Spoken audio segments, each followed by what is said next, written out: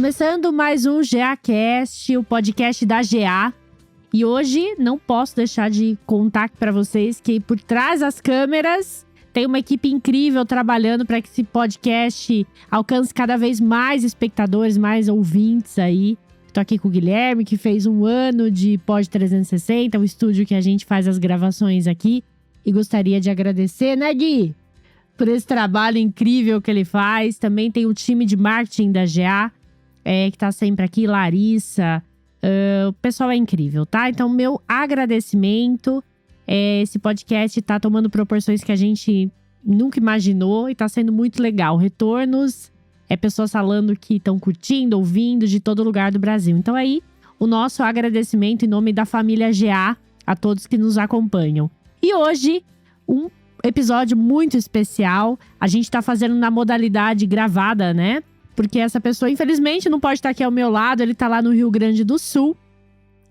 E ele vai contar um pouquinho mais sobre a trajetória e se qualificar aqui pra gente, contar quem é. Uma história incrível. Você com certeza já assistiu ele em algum momento aí nas redes sociais. E tem muito pra falar. Guto Petri, seja bem-vindo ao GAcast. Olá, então, Heloísa. Olá a todos os ouvintes do GAcast. Prazerzão estar falando com vocês. Esse canal de difusão da mensagem equestre aí pelo ambiente brasileiro. Sim. E é muito bom poder passar essa mensagem por aqui. Que bom que a gente está podendo ter essa oportunidade. Tomara que seja um momento muito aprazível para todos nós. Muito bom. Conta um pouquinho pra gente. Eu sei que você é instrutor de Doma Índia, também constelador, usa o cavalo, é isso? Como, não vou falar ferramenta, né? Transporte, é isso? Isso, da na tua verdade, mensagem. hoje o meu trabalho tem se resumido em instrução de cursos de Doma Índia, não mais para grandes públicos, não mais de forma aberta, como eu fiz por 2 anos da minha vida, né? Em diferentes partes do Brasil, mas mais voltado para criatórios, voltado para tutores, pessoas que têm algum problema de comunicação, de relação com os seus animais, né? Animais com problemas comportamentais. Sim. Então, através das técnicas da prática da Doma Índia, eu tenho acessado essa turma.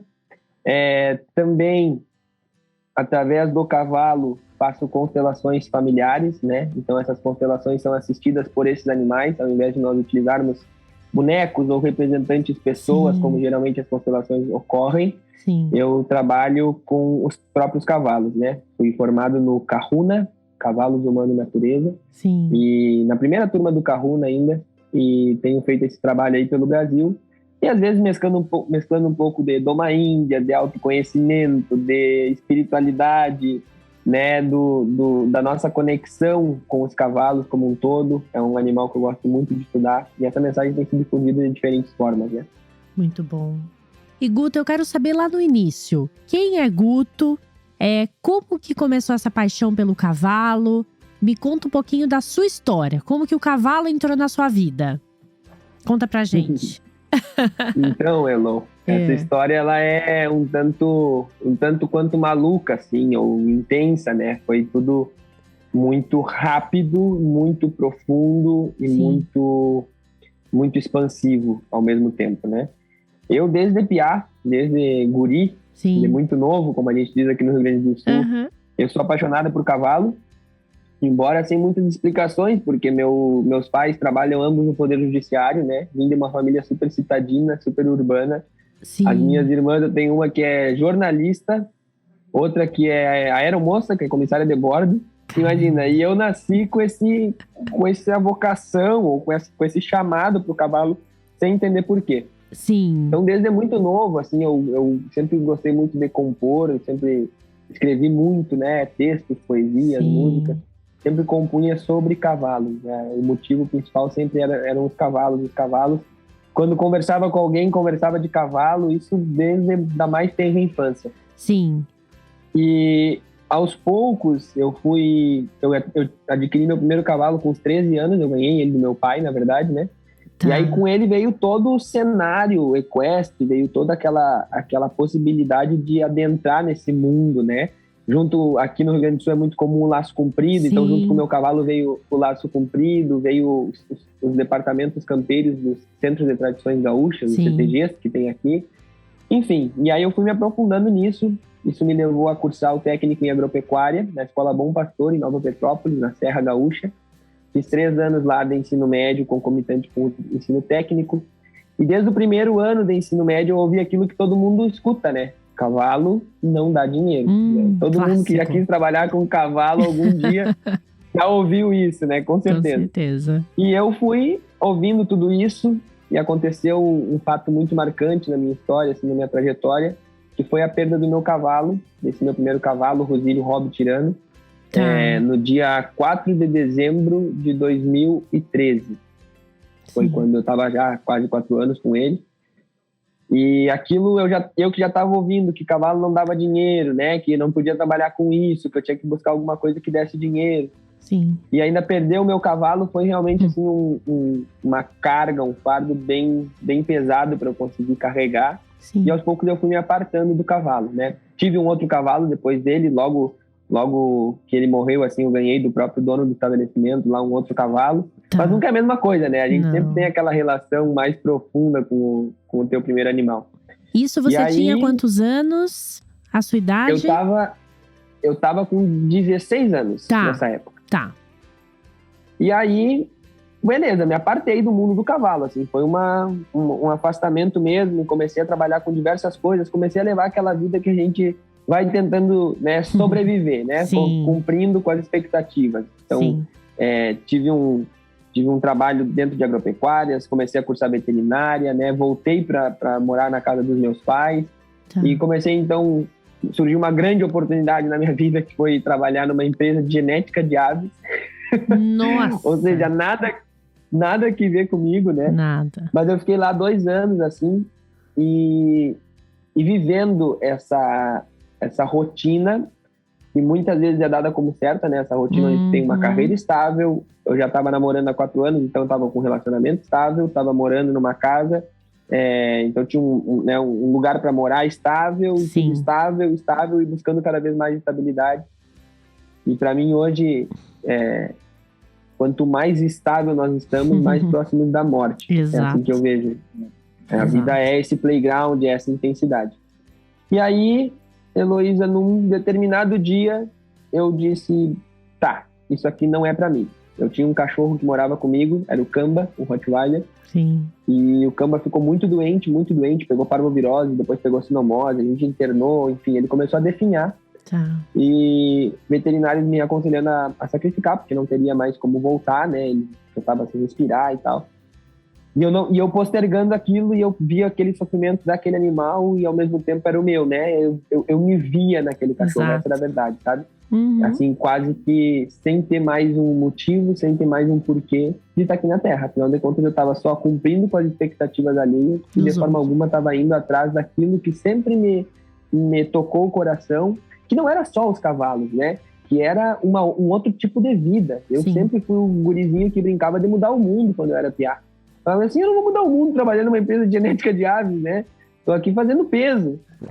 E eu brincava de fugir de casa, eu brincava de fugir a cavalo. Eu dizia, cara, tem alguma coisa aí que tá errada. Não tá certo levar essa vida. E aí, no dia 17 de dezembro de 2019, eu peguei uma CG 150. Tipo um projeto de moto, sabe? Motinho de motoboy, assim. Mais conhecida como a Fúria Negra das Estradas. Eu peguei ela, botei uma mala de roupa em cima, atada do jeito que deu, peguei um violão, botei a tiracolo, uma barraca, abri as portas de casa, terminei esse relacionamento de 4 anos, dei meu cavalo para um. O meu cachorro eu tive que mandar sacrificar com o veterinário. Sim. Dei os móveis de casa, assim, e falei, tá, tô indo. Mas para onde? Essa resposta eu não tinha. Eu sabia que eu estava indo.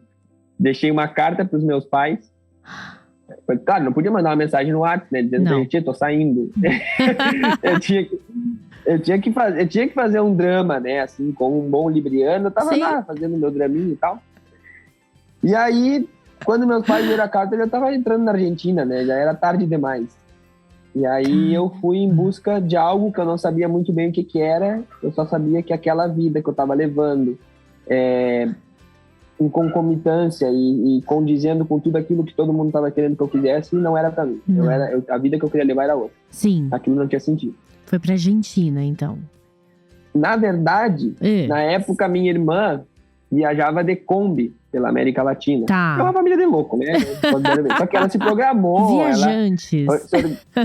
Se organizou, ela e o marido dela, viajaram de Kombi e tal. Estavam, na ocasião, em Cusco, no Peru. Sim, sim. Bueno, eu não tenho pra onde ir, vou pra Cusco. Tá. Aí eu botei no GPS, né? Cusco. Tá, isso você já tinha 18 anos, imagino eu. Isso em 2019, eu tava com meus 21. Tá. Meus 21 anos. Tá. E aí foi assim, eu simplesmente saí. Eu não tinha dinheiro, o pouco dinheiro que eu tinha guardado, assim, eu usei pra conseguir ajeitar a moto. Tá. Mas eu tinha um violão, e quem tem um violão não precisa de dinheiro. Com certeza. E aí eu simplesmente saí.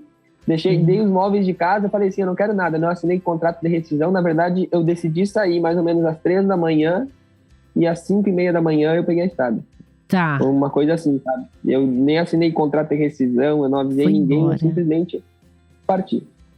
E aí, não tem como explicar muito, né, o que uma pessoa que sai numa CG 150 e quer chegar a Cusco, no Peru, 3.500 quilômetros de distância, 3.500 quilômetros de altitude, 3.500 metros de altitude, né? Sim. Passa na estrada, né? Foi uma viagem, assim, muito longa, sim, mas não tão longa externamente quanto internamente.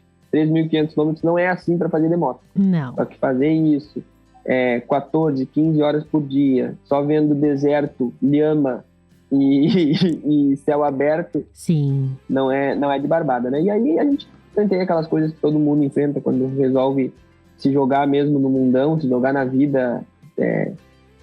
Eu tocava para conseguir encher o tanque da moto de gasolina, né? Sim. Tocava para os frentistas de posto, tocava em AMPM para conseguir comer. Tá. Passava um perrengue danado com calor no deserto do Atacama, em Chaco, na Argentina. Depois subia até Passo de Rama, pegava menos 10 no outro dia. Quer dizer, num dia eu pegava 50 graus de calor e no outro eu pegava menos 10 de frio. Sim. E fui subindo, cruzei Argentina, Chile, e aí lá no Peru eu reencontrei a minha irmã. Claro que na estrada também me acidentei, né? Passei por uma série de coisas, mas cheguei, enfim, a Cusco, onde eu conversei com a minha irmã, tive guarida, né? Ela me deu um abrigo lá perto da Kombi dela, eu morava numa barraca, e fiquei conversando com ela. Meus pais estavam planejados de passar a virada do ano lá, então eles foram e passaram conosco, né, com nós dois. Tá. E aí eu comecei a conversar, e minha mãe dizia, não, tu vai voltar, porque em julho tu vai entrar na tua faculdade, porque isso aí era ócio, porque eu tinha trancado a faculdade de veterinária, né? Isso aí era ócio, porque eu sabia que não podia ter trancado, não sei o quê. Eu falei, não, porque eu vou voltar, eu vou casar com a Maria, eu não quero mais essa vida de estrada, né? Só perrengue, passei um trabalho danado, né? Sim. Mas afinal de contas, o que tu gosta, assim, Augusto? Por que tu saiu? Minha mãe perguntando, né? Tá. O que tu foi buscar? Eu falei, tia, eu não sei, na verdade. Eu só sabia o que eu não queria, que era aquela vida. Sim. Que me ensinaram que era a vida certa, né? Fazer parte de uma engrenagem que não condiz comigo. Ela falou, mas o que tu gosta realmente? Tu vai ter que trabalhar, tua vida não pode ser só ficar tocando na rua e tentando sobreviver. Eu falei, eu sempre amei mesmo, foram os cavalos, né? Mas o que tu gosta no cavalo? Disse pra ela, nossa, eu lembro da Doma Índia. E isso, Elô, fazia 10 anos, exatos 10 anos, que eu assisti vídeos, que eu fiz um trabalho profundo, assim, com os meus 12 anos de idade, e eu assistia vídeos dos Scarpati, vídeo da Doma Índia, vídeo daqueles índios virando os cavalos com as patas para cima. Eu dizia, nossa, isso deve ser muito lindo. Olha. E nesse reencontro comigo que essa viagem me proporcionou, eu reencontrei esse piá que eu era, apaixonado por cavalo, apaixonado por Doma Índia, né? E que simplesmente, como eu escrevi num caderninho que eu desenhava lá em Cusco, quando foi que me olvidei, né? Que simplesmente me olvidei, me esqueci. Eu tinha deixado de lado essa criança que amava cavalo. Eu falei assim, cara, se tem uma coisa que eu vou me comprometer a partir de agora, é ser o adulto que a minha criança sonhava que eu fosse. Uau. Eu vou pra Argentina. Claramente, foi atrás de quê, né? Quando você saiu lá, você estava no Rio Grande do Sul, né? Quando saiu No Rio Grande do Sul. Tá. Então, a resposta é essa, né? Fui atrás de mim mesmo, né? Claramente, da sua criança que estava perdida. Totalmente. Fui atrás do que fazia meu olho brilhar, Sim. do que fazia meu coração bater, do que fazia minha alma expandir. Sim. Era isso que eu queria. Eu não me permitiria mais trabalhar com qualquer coisa que não fizesse o meu olho brilhar, sabe? Sim. Que não fosse de coração mesmo. E aí, me programei, comecei a tocar lá nos bares e restaurantes de Cusco. Cusco é a capital histórica da América Latina, então Sim. tinha turista de tudo que era parte do mundo. Uhum. Eu era um pedinte, mas eu recebia gorjeta em dólar, entendeu? Não era assim qualquer pedinte, eu era um pedinte chique, gorjeta em euro, né? E aí, dessa forma, tocando na rua, tocando em bares e restaurantes, em 20 dias eu fiz o dinheiro necessário para fazer o curso de Doma Índia, que na época era $1.000. E onde era esse curso? Na Argentina. Na Argentina. Na Argentina, São Luís. Tá. Com os Scarpati, com a família Scarpati. Tá. E aí, me programei, peguei o Couchsurfing, né, que é aquele aplicativo onde a gente programa os nossos pousos, né? A pessoa oferece a tua casa e alguém te oferece um sofá para tu dormir, né? Na casa dela. Sim. Me programei certinho assim e baixei até a Argentina. Aí fiz mais 3.500 quilômetros de Cusco até a estância Los Alazanes em São Luís, na Argentina. Tá. Bem mais programado, bem mais tranquilo, né? Com dinheiro. Já com uma determinada experiência. Exatamente. Né? Com e aí objetivo. Fiz o curso. Exato, aí fiz uma semana de estadia lá com o Cristóvão, já comecei a trabalhar com os cavalos lá, depois fiz o curso, deu uma semana, Tá. e depois morei lá na casa dos Scarpatis por mais quase 2 meses, Tá. vivendo com os cavalos, vivendo com a família, com a tribo, né, e aprendendo sobre a Doma Índia. Conta um pouco pra quem... Desculpa, você consegue contextualizar, pra quem tá aqui ouvindo, assistindo a gente pela primeira vez, nunca ouviu falar na Doma Índia? Você consegue dar uma explicação, contar um pouquinho da origem? Sim. Essa técnica de doma, na verdade, ela foi resgatada dos índios, principalmente dos índios da nação pampiana, né? Os Ranquel, os Mapuche, os Minuanos, os Guenoas, os Xanás, que foram índios que habitaram a região do Pampa. Do Pampa. Não só aqui existiu Doma Índia, não só no sul do mundo, né, como a gente diz, no território da Pampa argentina, uruguaio, chilena e brasileira. Sim. Mas também em outras partes, como por exemplo os índios Terená, né, ou Terena, os índios Guaicuru, Guaianá, lá do Mato Grosso do Sul, da região do território pantaneiro. Sim. Também índios norte-americanos da nação dos Sioux, né, os Cherokee, os Lakotas, Dakota, enfim.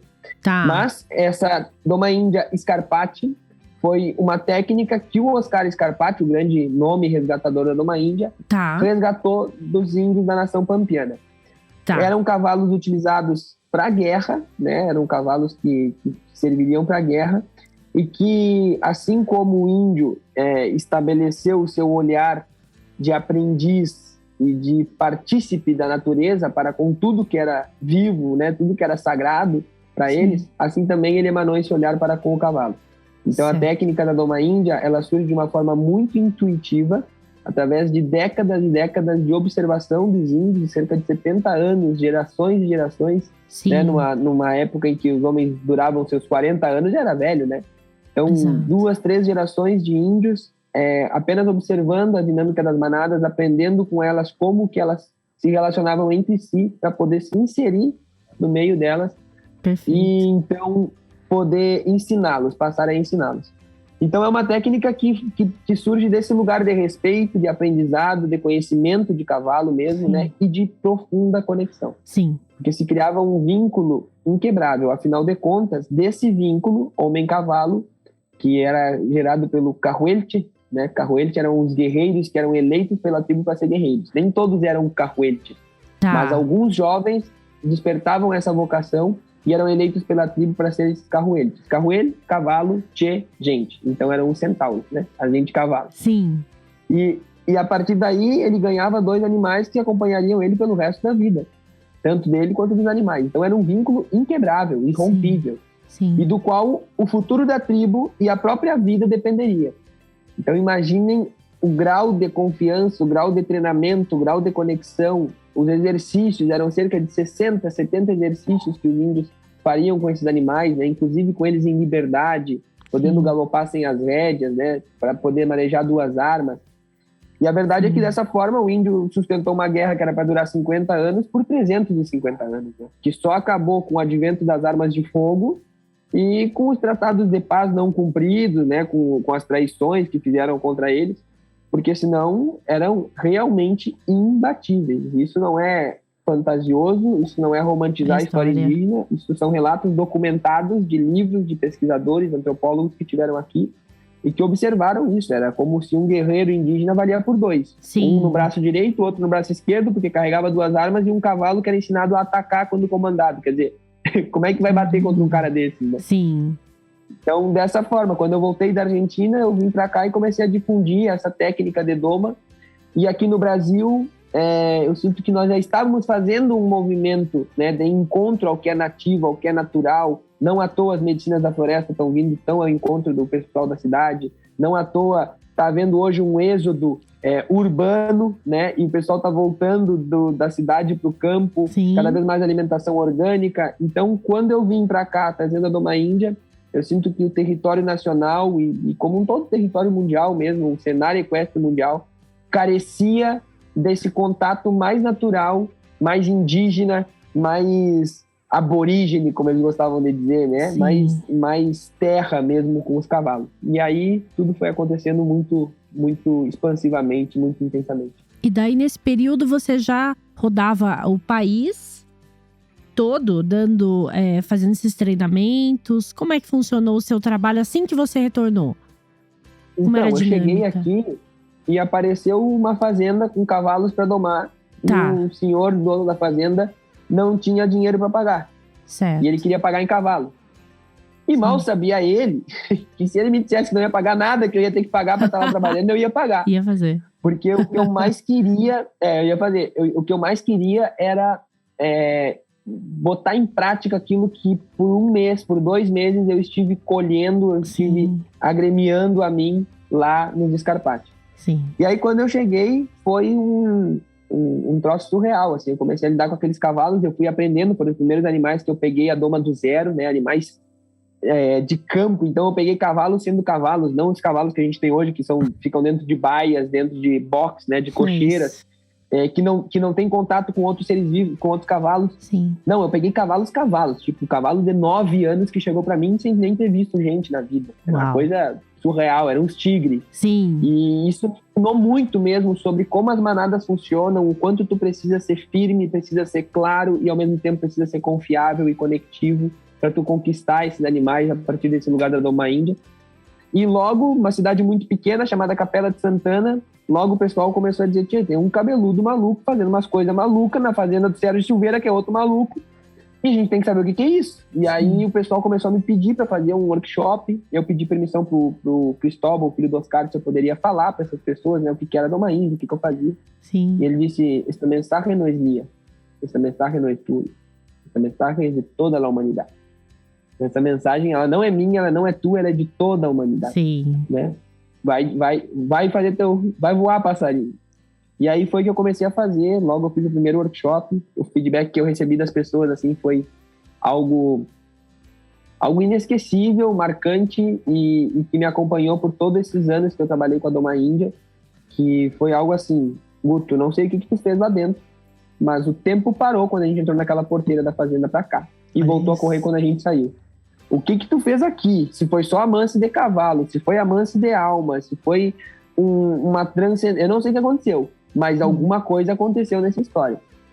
E tia, quando tu ouve uma coisa dessas, como tu vai dizer não para esse chamado, né? Não. Como tu vai negar uma força desse tamanho, né? Dessa magnitude. Sim. E aí logo começaram a surgir muitos chamados, muitos convites para ir dar cursos, né? E eu através das redes sociais divulgava um pouco, difundia um pouco do que eu fazia, e isso ia chegando a mais pessoas e a coisa foi acontecendo naturalmente, assim. E hoje, graças a Deus, assim, a essa bênção que foi mesmo receber esse chamado pelo cavalo, esse chamado pela Doma Índia, eu consegui formar muitas pessoas através de cursos de formação, através do curso de 1 semana que nós temos no santuário, que é o Viver Doma Índia e Conexão com o Cavalo. Esse curso existe. Esse curso Você tem esse modelo de curso? Sim, o viver eu ainda tenho, né? Ok. E esse viver eu poderia dizer que é a passagem do bastão, Tá. sabe? Tá. Onde existem pessoas como a Bel Esmeralda, como o Léo Fiuza, como várias pessoas, enfim, se eu nomear aqui, né, eu vou fazer injustiça, porque tem quase milhares de pessoas. Tem Sim. muitas centenas de pessoas que se conectaram com essa mensagem. Sim. E algumas dezenas que estão difundindo Doma Índia pelo Brasil, Sim. que estão passando isso para os cavalos, que estão domando de forma indígena, Sim. né? Então, eu sinto assim, o legado foi deixado, e foi deixado com muita força, e está acontecendo. Guto, história incrível. Então, a gente pode dizer que você trouxe a Doma Índia aqui para o Brasil, é isso? Algumas formações depois, pessoas que se formaram através de você aí, né?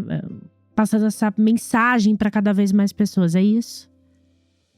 Então, a Doma Índia, primeiro, ela sempre foi presente no cenário brasileiro, né? Como a gente comentou ali com os índios sumatogrossenses e com os índios gaúchos, né? Do território da Pampa. Sim.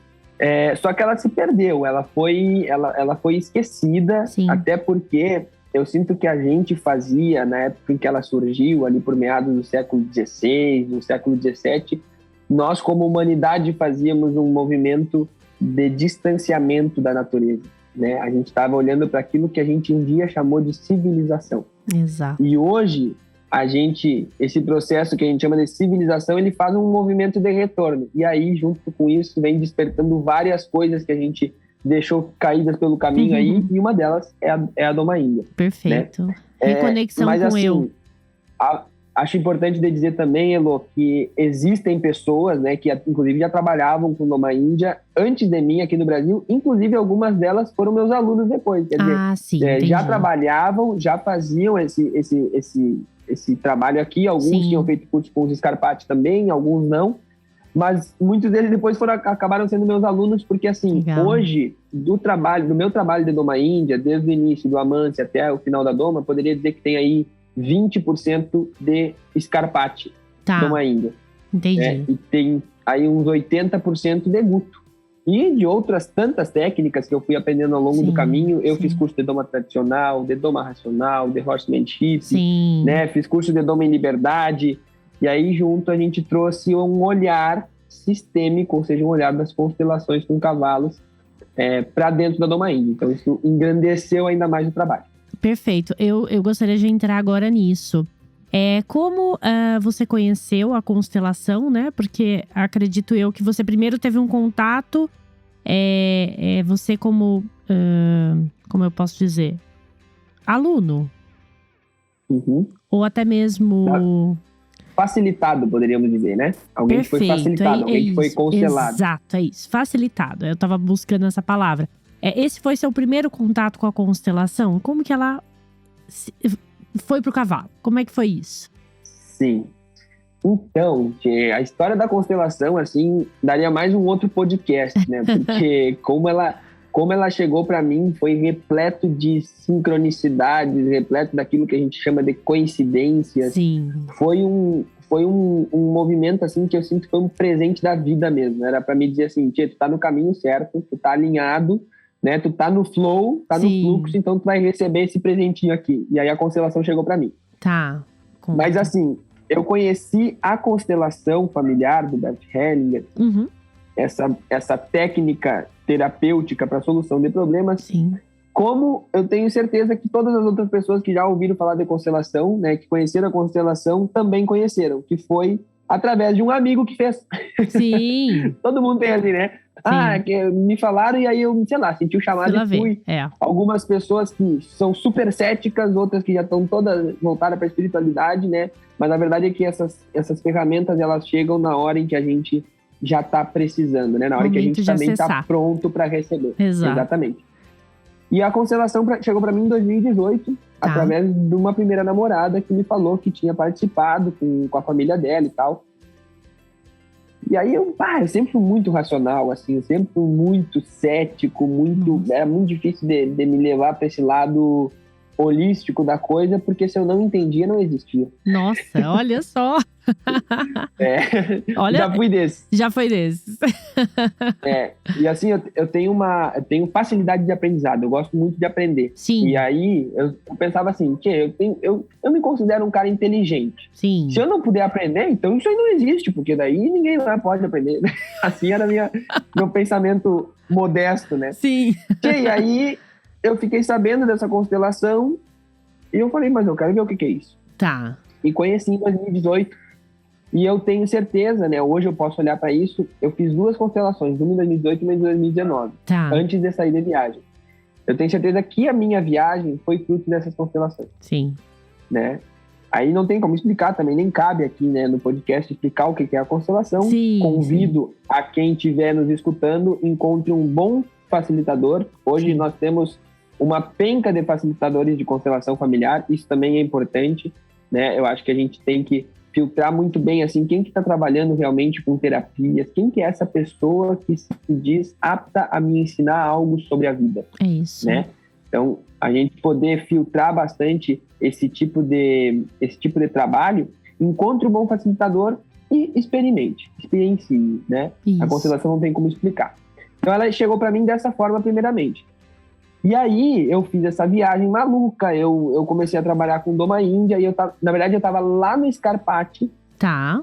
E uma menina me mandou mensagem no dia que aquelas coisas, né? Sincronias. No dia que eu disse, eu tô saindo daqui, vou pro Brasil. Porque eu também saí dos Scarpati como eu saí do Brasil. Assim, né? Eu já saí às 4 da tarde, procurando pouso. Com a mesma moto? Sempre assim. Com a mesma moto. Ótimo. Gambiarrada. A minha moto tava gambiarrada, porque eu tinha sofrido um acidente, né? Então Sim. ela tava com a cabeça de uma outra moto, o guidão de outra, o farol de outra. Eu falei, tô saindo. Quando eu falei, tô saindo, entrou uma mensagem no meu telefone de uma menina brasileira de Curitiba, que eu tinha conhecido em Cusco, no Peru. Tá. E que a gente super se conectou, assim, a gente ficou super amigos. E ela, quando eu disse que eu tava saindo, ela me mandou uma mensagem dizendo assim, olha isso aqui.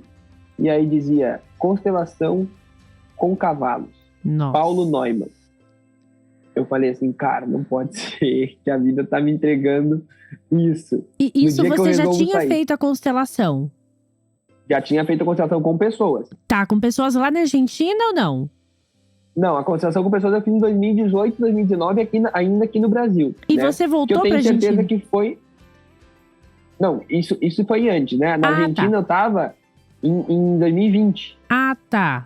Ah, você teve lá recentemente. Recentemente, 2020. Essa viagem que eu te contei,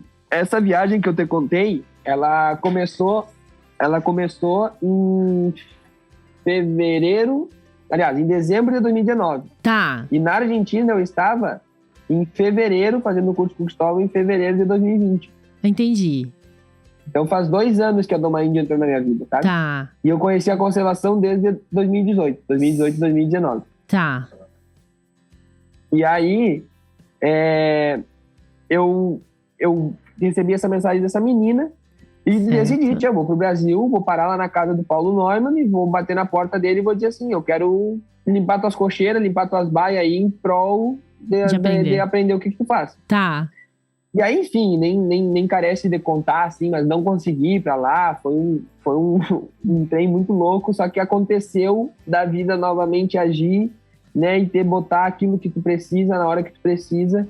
E um homem ao qual eu sou muito grato, que é dono da cabanha Dom Braulio, aqui, um criatório de cavalos crioulos aqui no Rio Grande do Sul, Sim. me presenteou com um workshop do Paulo Neumann. Foi quando eu conheci pela primeira vez a constelação com cavalos. E naquele workshop, assim, teve pouquíssimas constelações reais, né? Durante o workshop, na verdade, teve só uma constelação real, o resto foi exercício, foram falas, palestras, e a constelação que aconteceu real ali foi minha. Sua? Isso. Nossa. Sim, isso foi muito louco, assim, passou os 2 dias do workshop passaram chovendo, garoando, um frio, e na hora que aconteceu a minha constelação, abriu um sol, gente, foi assim, uma coisa que não dá pra explicar. Não dá. E aí, depois disso, eu falei, cara, isso aí tá no meio do meu caminho também, eu tenho que conhecer. E aí, eu fui atrás da Eluz Assunção, né, que era uma menina que eu já admirava muito pelo trabalho dela com os cavalos, e ela fazia constelação também. A gente fez algumas dinâmicas juntos e eu fiz a formação Kahuna, Cavalos Humanos Natureza, por 6 meses. e me tornei, então, facilitador de constelações. Uma coisa que jamais passou pela minha cabeça, mas que já estava acontecendo durante os cursos de Doma Índia. Que era eu, através do que eu sabia que eu tinha feito internamente, por exemplo, trabalhar com as minhas energias masculina e feminina, né? Trabalhar com o alinhamento entre pensamento, entre o corpo, a ação do corpo e também a ação da alma. E que acontecia com os cavalos. Quer dizer, isso tudo reacionava, né, e gerava reações nos cavalos. Eu dizia, para eu poder passar a Doma Índia, eu vou ter que passar isso, que é o que o Scarpati chama de autoamansa, né? Amansa-te para depois amansar. E aí eu comecei a passar isso durante o curso de Doma Índia. Quando entrou a constelação, só engrandeceu essa outra parte, que era a parte do autoamansa. E aí eu vi que eu já estava fazendo tudo isso sem chamar de constelação com cavalos e sem chamar de terapia, porque inclusive é um nome que eu tenho um pouco de preconceito, né? Chamar de terapia. Eu acho que terapia é terapia cheia de louça para lavar, então é uma baita terapia.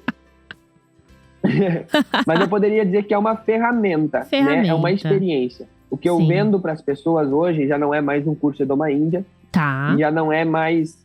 E vendo também a constelação. A constelação eu vendo como essa técnica. Mas quando eu vendo, por exemplo, o Viver, que é esse curso de uma semana em que as pessoas vão para o santuário e ficam uma semana lá vivendo processos de conexão, de confiança, de consciência corporal junto com os cavalos, eu vendo, na verdade, a experiência.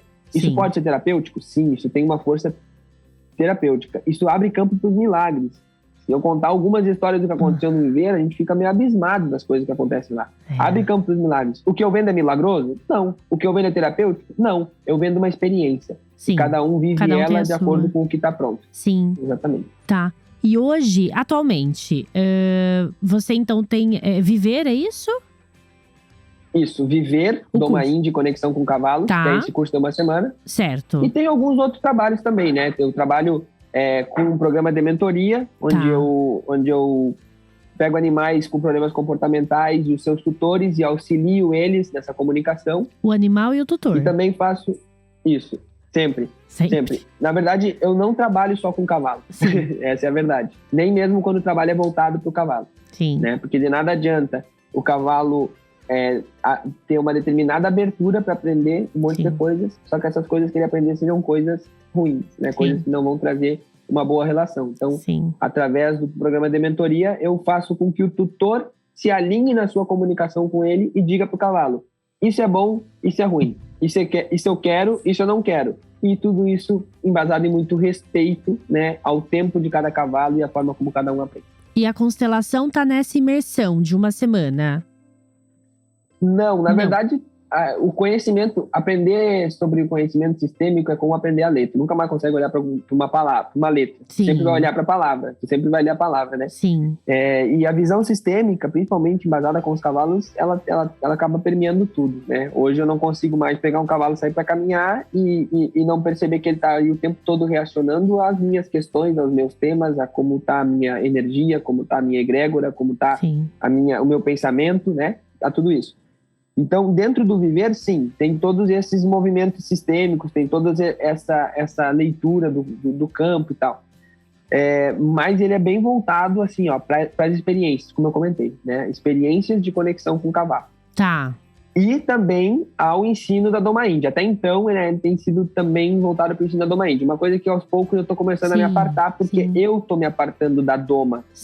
Né? Eu estou começando a passar esse bastão da Doma Índia e começar a ser vanguardista no próximo, no level 2, sabe? Qual é a próxima fase? É isso que eu tô olhando hoje.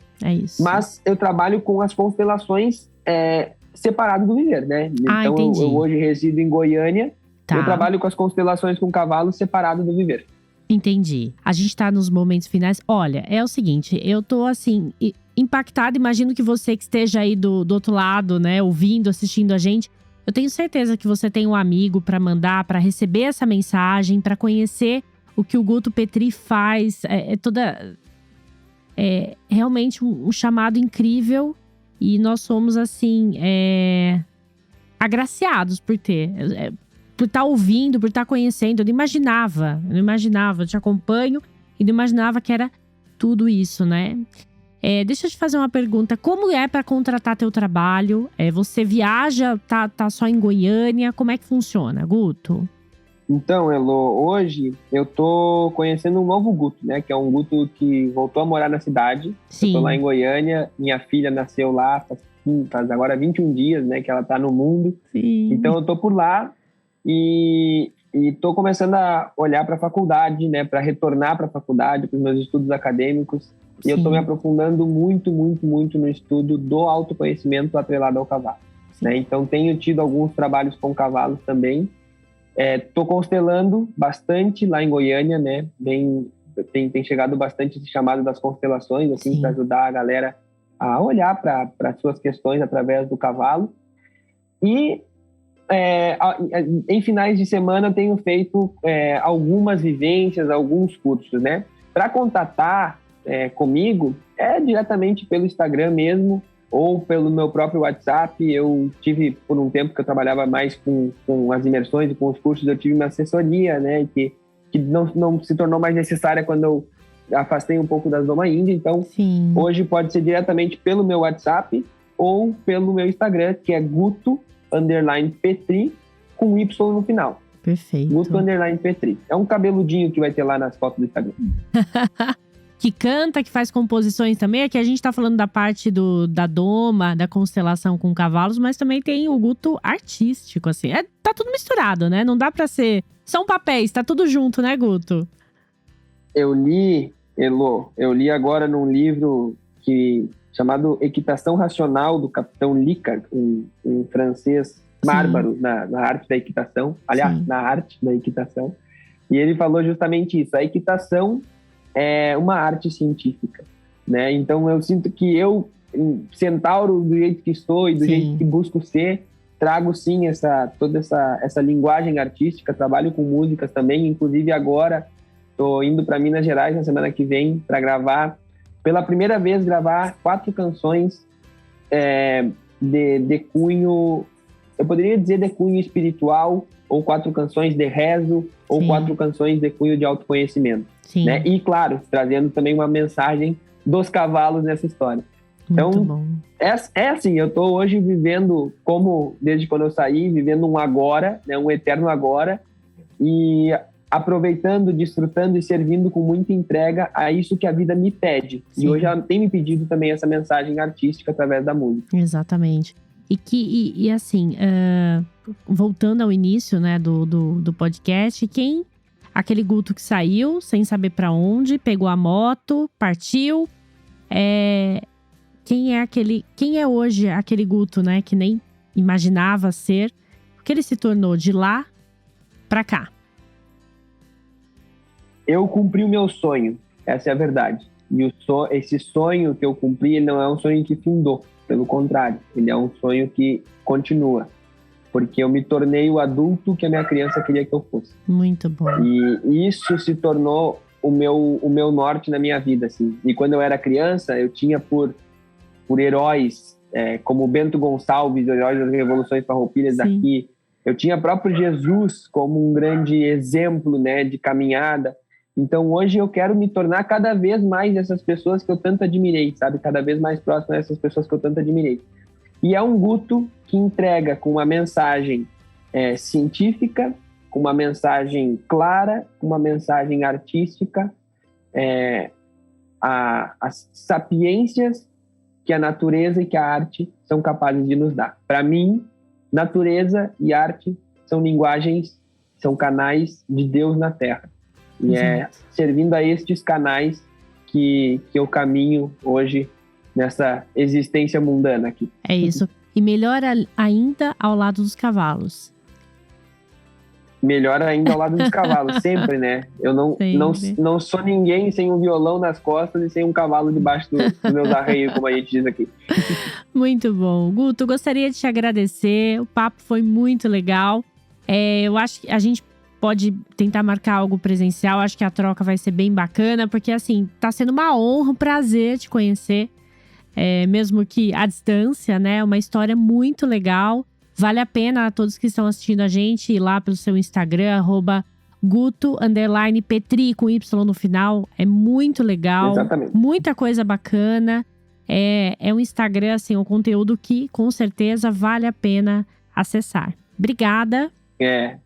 Meu diário de bordo. Seu diário de bordo. Lá no Instagram.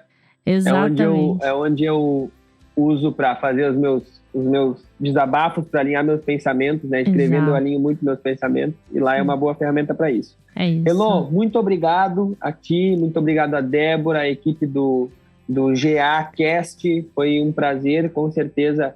É Bruno, né? Que também está aqui nos bastidores. O Gui tá com a gente. Tem muita gente aqui. Tem muita gente. Então, muito obrigado a toda essa equipe maravilhosa. Obrigado pela oportunidade de estar aqui.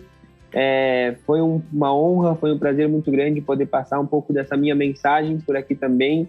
E fico à disposição aí dos ouvintes, de vocês, para quando quiserem entrar em contato, trocar uma ideia sobre cavalos, sobre autoconhecimento, sobre espiritualidade, sobre música ou sobre qualquer coisa que a gente tem nessa vida. Vai ser um prazer muito grande para mim. E fica o convite, quando estiver aqui por São Paulo, nos visitar. Será um prazer recebê-lo aqui. São Paulo, interior. Pode deixar. Logo mais estarei aí. Já dei muito curso em São Paulo, tenho grandes amigos aí. Legal, bacana. Pessoal, esse foi mais um episódio do GeaCast. Curte, compartilha, manda para os seus amigos que precisam ouvir essa mensagem. A gente está nas principais plataformas de áudio, também no YouTube. E até a próxima!